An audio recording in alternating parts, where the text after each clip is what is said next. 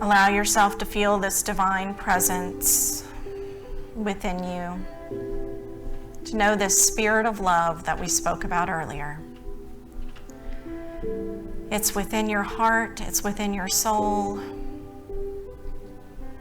it's the very fabric of your being. And just feel that loving presence.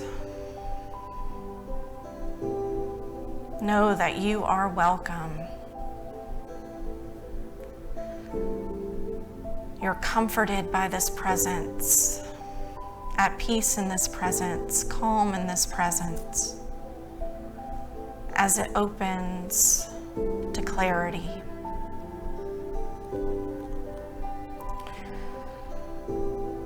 I have come here to be evolved.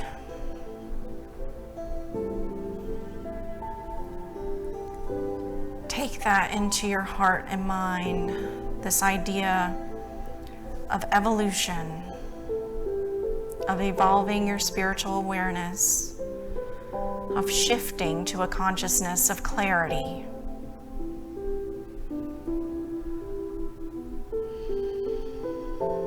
Evolution is really spiritual self-discovery.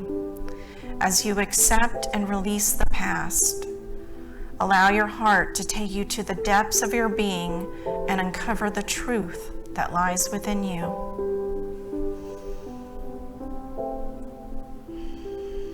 As you look back on your life, see how everything that has happened in your past has brought you up to this moment and has served as grist for the mill for your evolution into a fully awakened spiritual being. I have come here to be evolved. There is no power great enough to stop my unfolding evolution. I allow the past to be a tool for my transformation. I accept and release the past as I resolve to evolve.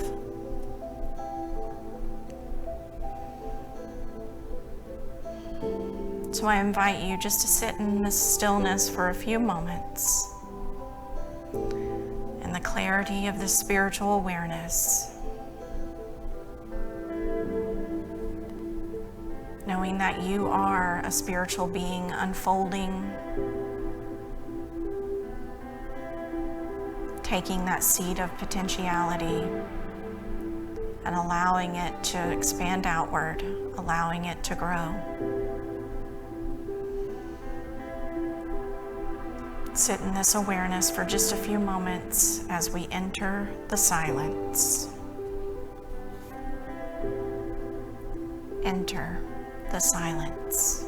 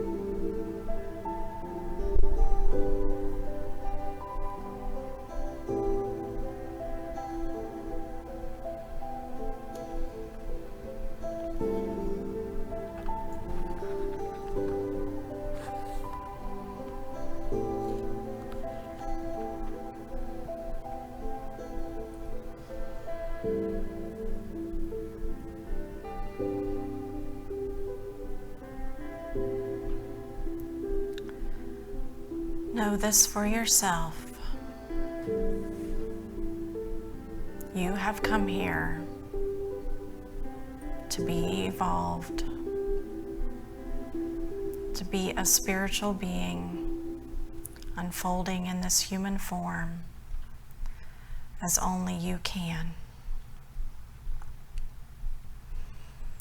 As you sit in this awareness for just a few moments, allow that feeling, that presence of love to come over you once again. This compassionate love, this selfless love, this love that is unconditional.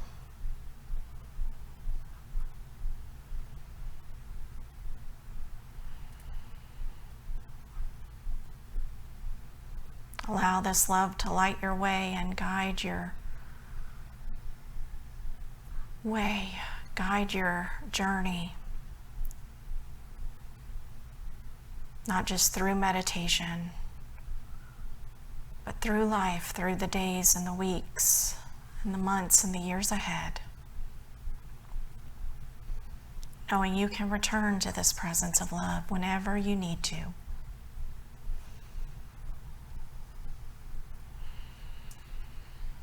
And ever so gently, I invite you to bring your awareness back to your body temple. Maybe you wiggle fingers and toes ever so gently and slightly this morning.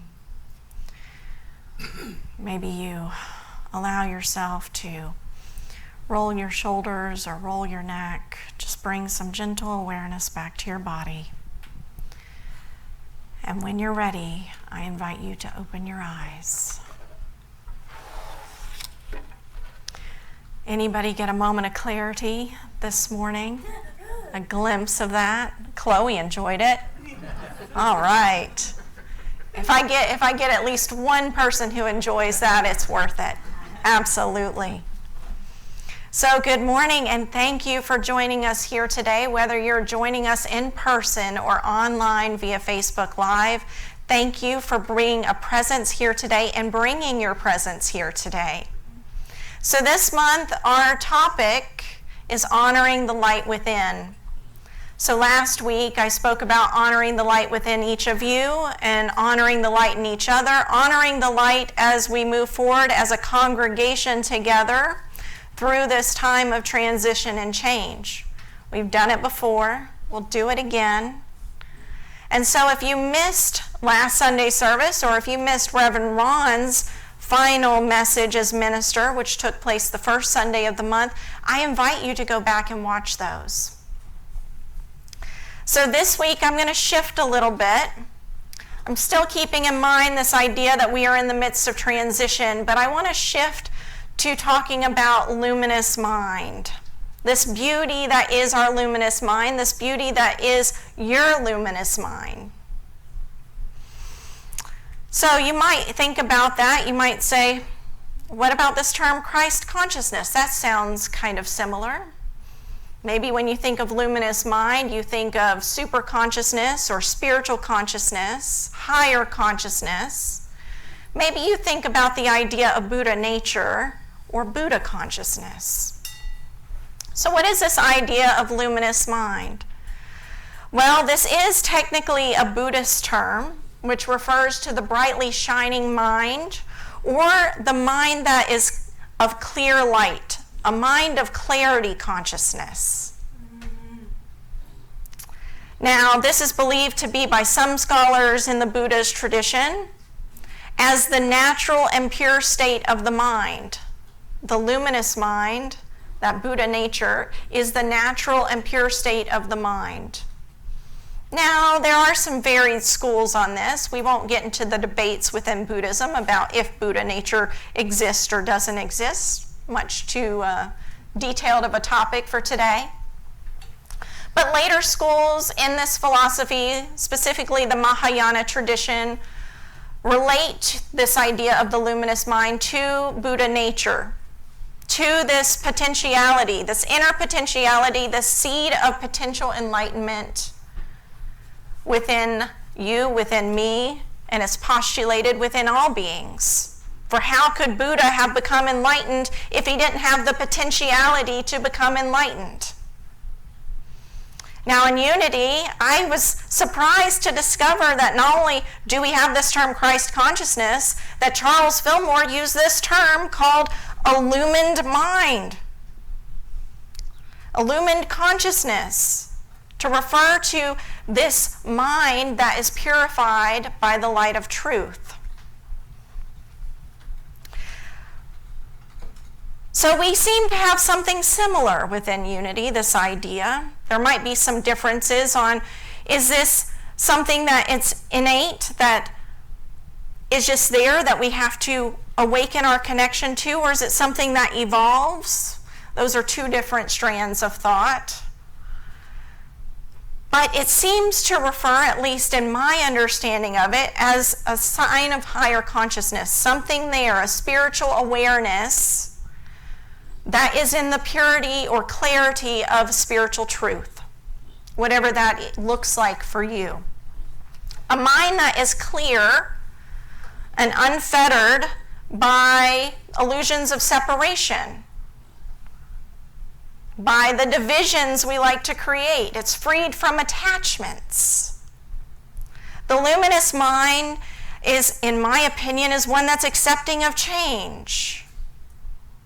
Right? And that is accepting that we are always in the midst of change in this human expression. It accepts our dynamic unfolding beingness. A luminous mind is one that's in a state of clarity about our oneness and our interconnection with each other, with God, this presence that we call God, whatever the name of the God of your knowing.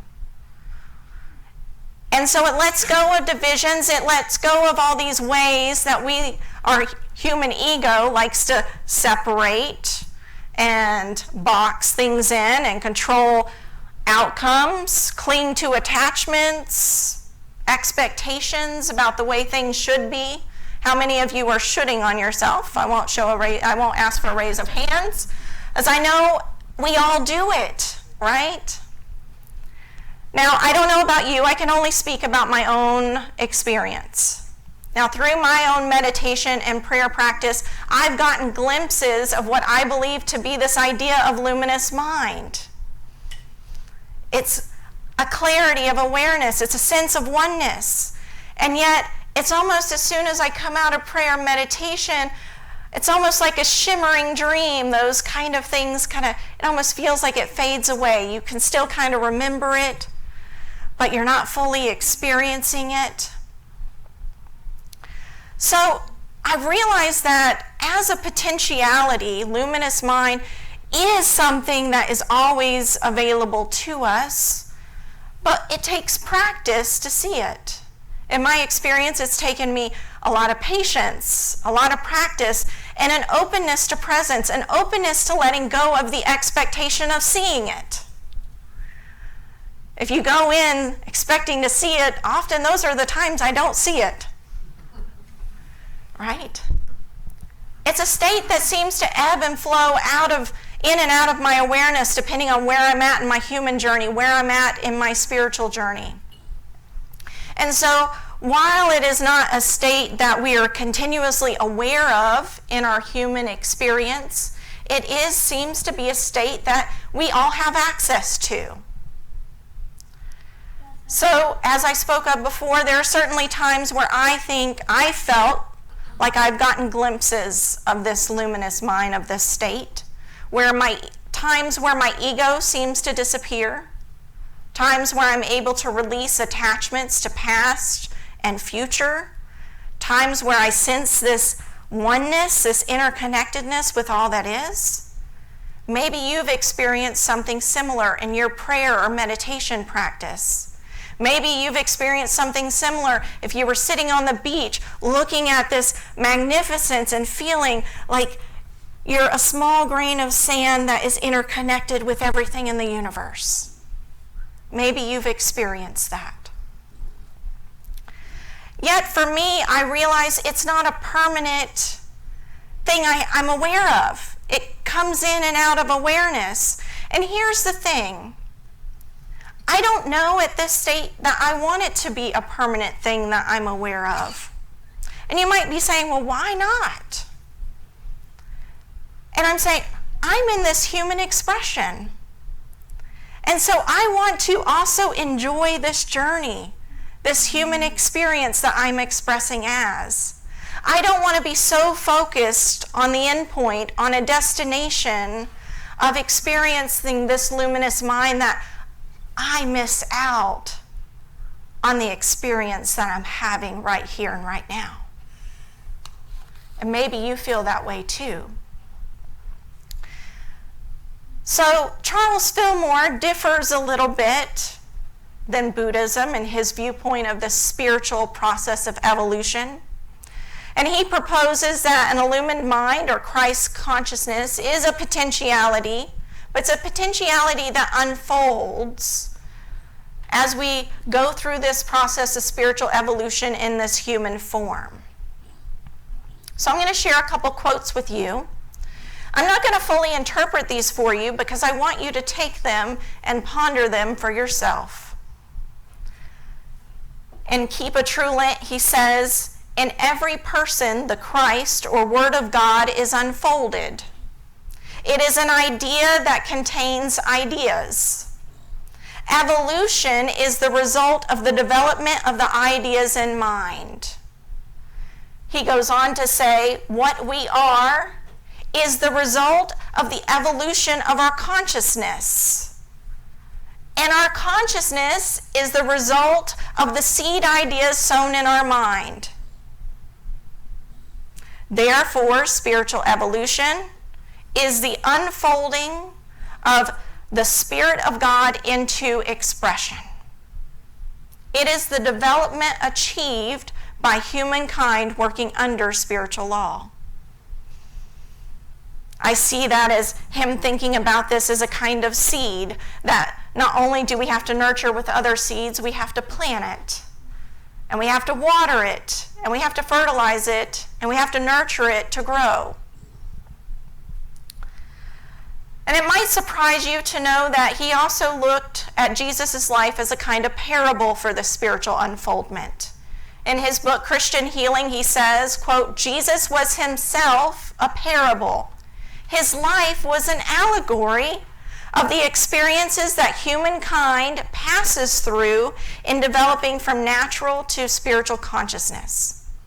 He saw Jesus' life as that of the way shower, as that of the model that shows us a way that we can experience spiritual unfoldment. And so I took this back to Buddhism and I said, well, if Jesus is a way shower, Buddha is certainly a way shower as well, right? And so his life can be a parable of unfoldment. Now, he became disillusioned with his life. He realized he was suffering. He didn't want to suffer. He realized others suffering. He didn't want them to suffer. And so he abandoned all that he knew, his life, in the search. And he spent months and years seeking out teachers, seeking out different methods, different techniques. And ultimately, he found the answer he was seeking within himself. This pathway, which he called the middle pathway, invited him into searching out not just the causes of suffering, but what he would consider the pathway out of suffering. It involved him going deep within himself to find the answers. Now, whether we use the historical Jesus or the historical Buddha as a way shower, maybe you don't use either. But I would invite you to consider them as expressions, as examples of this luminous mind, as a spiritual consciousness unfolding. And there are also examples of how to develop that consciousness. So you might be waiting for me to get to the how-to part, right? Well, guess what? Much of this is within you, just as much as it is within me. I'm not going to have all the answers for you. I mean, I could spend months, if not years, like the Buddha did, standing up here telling you about all these techniques, all these practices, all these different spiritual traditions, and what they taught. But ultimately, it's within you. So I'm going to just share 3 what I call kind of keys of clarity that I use. Your pathway may look different. Your pathway may not look anything like mine. So for the sake of brevity, and because there's food in there that I know you want to get to, I'm going to share just these 3 tools with you. So the first key is developing a sense of awareness. And I know I've talked a little bit about this before, but it's not just self-awareness, human awareness, it's about our spiritual awareness. Throughout my journey, I've become more and more knowledgeable and kind of curious about myself. Have any of you been curious about your mind, the inner workings of why you do the things you do, say the things you say, think the thoughts you think? And so I become curious about how this works. Many of you know that I am considered level 1 on the autism spectrum. And so I've come to realize not everybody maps things visually the way I do. Not everybody has the sense of perception I do. Not everybody has the sensory stimuli reaction that I do. We all have different minds. They're almost as unique as a fingerprint. And so honing that sense of awareness is helping me transform. We talked about this in our welcome message. We seek to inspire and empower personal transformation. And so for me, self-awareness is part of that journey. It's helped me question the very nature of my thoughts, my beliefs, my words, my actions.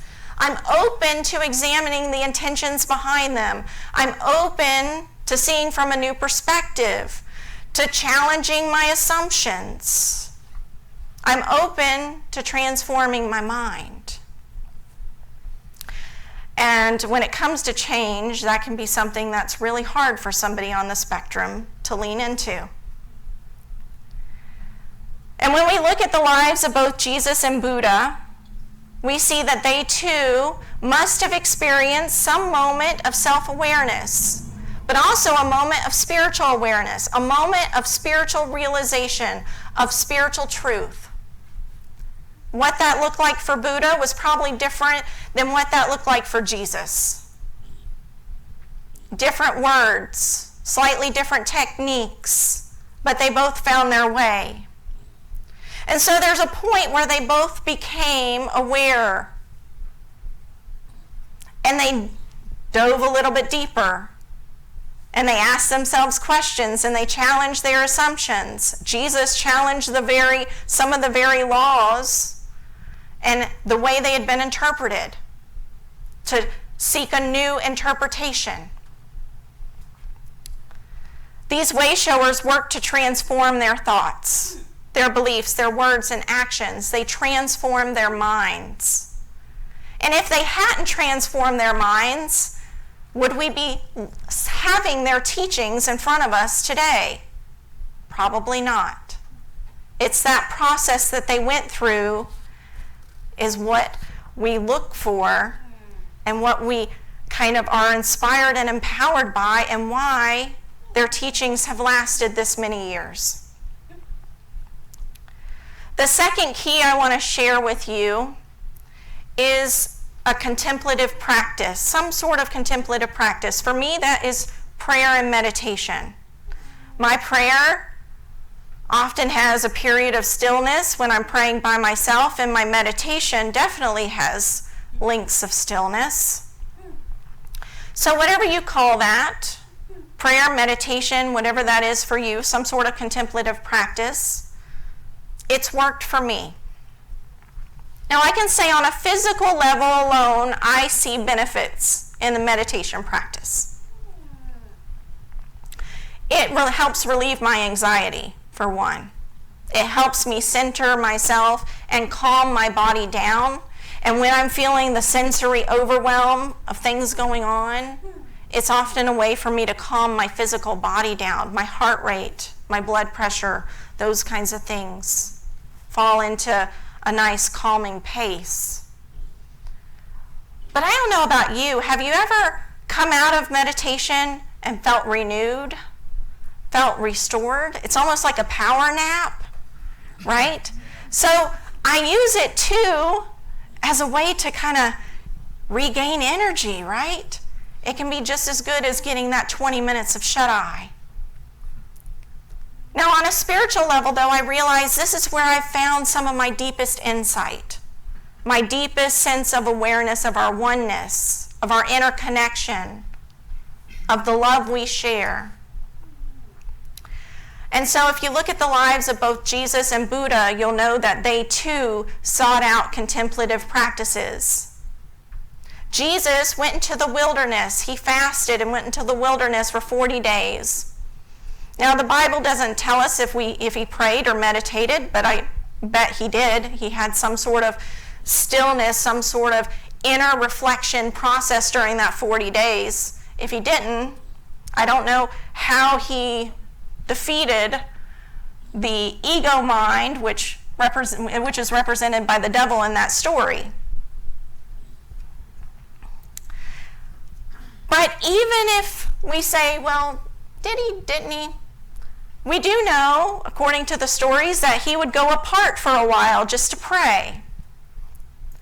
The Buddha had a similar experience. He sat under the Bodhi tree and became enlightened. But he didn't just say, oh, I've achieved it, I'm done. He spent 7 weeks under the Bodhi tree, 49 days. Now, there are varied tales. Did he continue meditation after that? We won't get into all the different scholarly talk on that. But they both used a contemplative practice to center themselves in this awareness of this luminous mind, of this sense of clarity. So I want to share with you my third key this morning, and that is the practice of love, of being an expression of love. You heard some of that in Bill's prayer this morning and in our prayer affirmation. To me, that is the underlying foundation of all spiritual traditions, love. From basic forms of kindness, holding the door open for somebody, letting them into traffic, to actually holding others in compassionate space, being by someone's bedside when they're sick, or listening to them as they're making their transition, holding them as they come to you with their prayers or their concerns. This presence of oneness, this practice of oneness, is what helps us remember our interconnection whenever we're out of prayer and meditation. This practice of love. Now, I don't know about you, but it doesn't always come easy for me, right? Practicing love sometimes is harder than I feel it should be. There are times when I find it difficult to let go of past hurts or past experiences. There are times where I react instead of respond. There are times where I'm definitely not in my spiritual consciousness. And I hope that just because I'm up here, you're not threatened to put me up on a pedestal and think that I don't experience the kind of stuff you do because I'm human. I do. Trust me. I do every day. But day by day, the more I practice love, the more I open myself up to this oneness, this interconnection, to the very presence of love. So in case you're wondering here, what does she mean by love?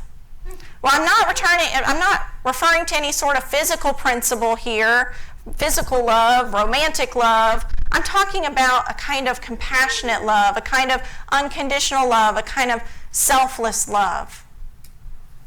So it is often said that this is the foundation of all spiritual traditions, and what happens is when that spiritual tradition turns into a religion and gets a creed and a dogma and all the rules and regulations, you lose sight of the love.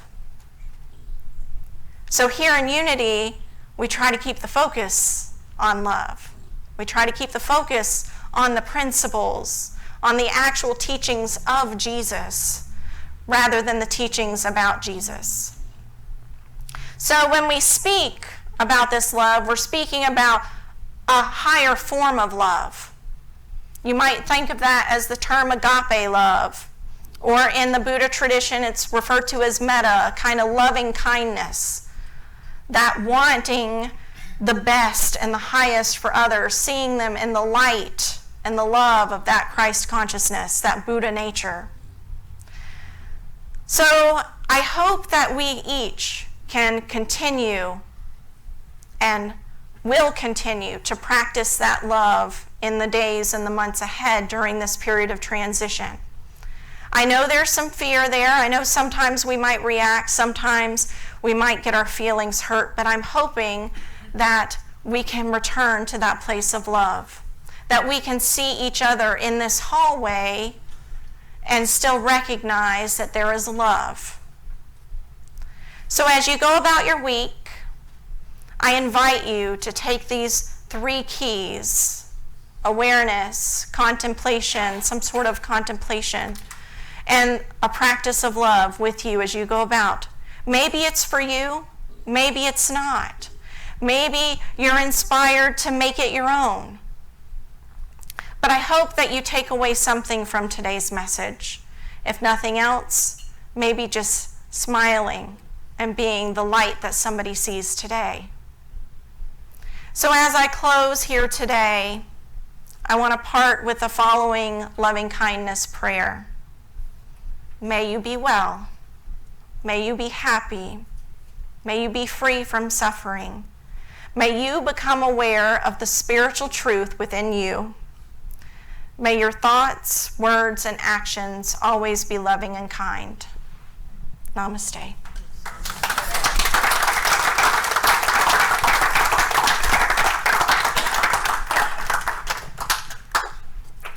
All right.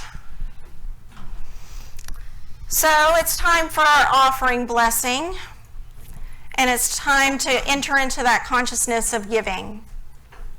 If you felt spiritually fed and would like to support this ministry in a way that works for you, in a way that you are spiritually led, we invite you to do this at that time. For those who are already giving or giving through other means, you're invited to hold the thought of your gift in your mind and in your heart as we do our offering blessing this morning. And I'll ask you to join me in this offering blessing. Divine love flowing through me blesses and multiplies all that I have, all that I give, and all that I receive. And so it is. Thank you. And now the music team's going to bless us with another song. And you might have to get the other mic because I think the batteries were out. They already got it? Okay. Should be battery. Good job. Thank you.